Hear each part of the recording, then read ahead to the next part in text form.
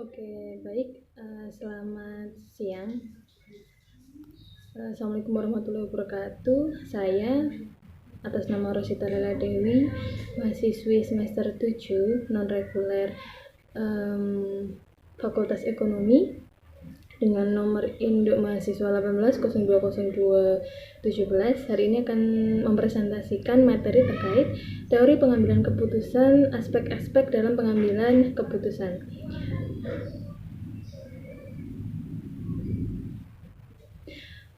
Ada beberapa aspek dalam pengambilan keputusan. Hari ini saya akan mempresentasikan salah satu aspek, yaitu aspek lingkungan. Dalam aspek lingkungan ini terbagi dari dua. Yang pertama internal, yang kedua eksternal. Apa aja aspek-aspek lingkungan yang berada dalam lingkungan internal yang mempengaruhi pengambilan keputusan, aspek-aspek pengambilan keputusan. Yang pertama, lingkungan di dalam organisasi.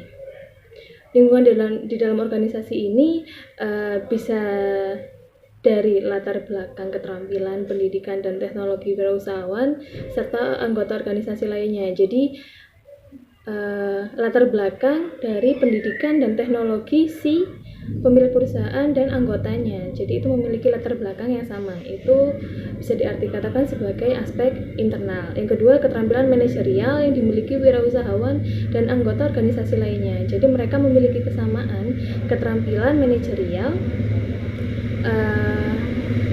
yang dimiliki oleh perusahaan dan anggota organisasi lainnya. Selanjutnya, keterlibatan kesepakatan anggota individu dalam mencapai tujuan organisasi. Jadi di sini si pemilik perusahaan dengan si anggota perusahaan memiliki tujuan organisasi yang sama. Jadi dalam pelaksanaannya mereka akan memiliki visi misi yang sama. Jadi dalam pelaksanaannya juga dalam pengembangan perusahaan, pada saat pengambilan keputusan mereka akan memiliki tujuan yang sama. Jadi meskipun memiliki perbedaan, tujuan akhir dari perbedaan pendapat itu tujuannya juga sama, mencapai visi misi perusahaan tersebut. Model komunikasi antar anggota organisasi. Yang mempengaruhi pengambilan keputusan di sini yaitu model komunikasinya, model komunikasi dua arah atau model komunikasi dari atasan langsung memberikan perintah atau menyuruh kepada bawahan, itu bisa. Selanjutnya, divisi organisasi. Ada jenis-jenis teknologi yang dimanfaatkan atau yang digunakan, bisa dalam bentuk mesin ataupun tools-tools lainnya. Interdependensi antar bab atau antar divisi. Konflik antar bab atau divisi dalam organisasi. Yang C, poin 3, persamaan visi dan misi anggota organisasi. Jadi setiap anggota harus memiliki visi dan misi yang sama untuk mencapai tujuan perusahaan. Tujuan yang hendak dicapai apa? Prosesnya seperti apa sih? Jika setiap anggota dan setiap manajemen memiliki persamaan visi dan misi, mereka akan melakukan proses atau upaya yang mereka lakukan untuk mencapai tujuan perusahaan.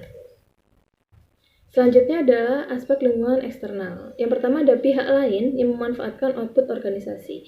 Di sini dijabarkan bisa dalam bentuk distributor produk atau jasa. Apabila dalam kita perusahaan yang bergerak di bidang menghasilkan produk, maka nanti pihak lain yaitu misalkan dalam bisa dikatakan reseller atau supplier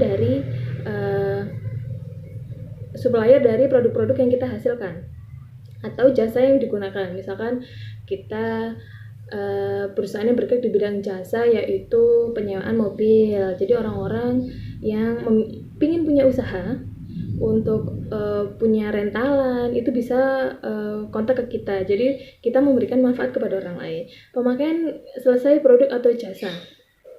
Yang selanjutnya hukum yang berlaku. Jadi dalam pengambilan keputusan dipengaruhi oleh eksternal yaitu hukum yang berlaku. Jadi karena Indonesia ini yaitu negara hukum ya. Jadi setiap sesuatunya sudah diatur dalam hukum Indonesia, hukum konstitusi dan hukum etika. Selanjutnya kompetitor atau pesaing. Keadaan sosial politik itu juga sangat mempengaruhi aspek-aspek yang harus diperhatikan dalam pengambilan keputusan dalam lingkungan eksternal. Jadi kita juga harus memperhatikan nih keadaan sosial kita seperti apa, politik kita yang sedang berjalan seperti apa. Selanjutnya komponen teknologi. teknologi-teknologi apa sih yang kita gunakan, itu harus diperhatikan. Jadi itu adalah aspek-aspek yang mempengaruhi keputusan. Jadi misalkan sekarang nih teknologi yang dipakai yang terupdate apa nih, yang terbaru apa. Selanjutnya yang kita punya sekarang nih apa yang harus kita lakukan atau apa yang harus kita improvement untuk memenuhi kebutuhan perusahaan kita. Nah itu harus diperhatikan dalam pengambilan keputusan dalam aspek lingkungan eksternal.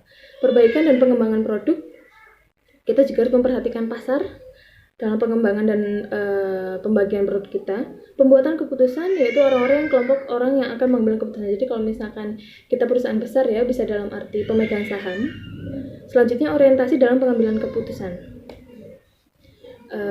Sekian penjelasan dari saya terkait aspek-aspek yang harus diperhatikan dalam pengambilan keputusan, yaitu di sini saya ambil contoh aspek internal dan eksternal. Semoga dapat dipahami dan dapat diterapkan dalam kehidupan sehari-hari. Terima kasih. Selamat sore. Wassalamualaikum warahmatullahi wabarakatuh.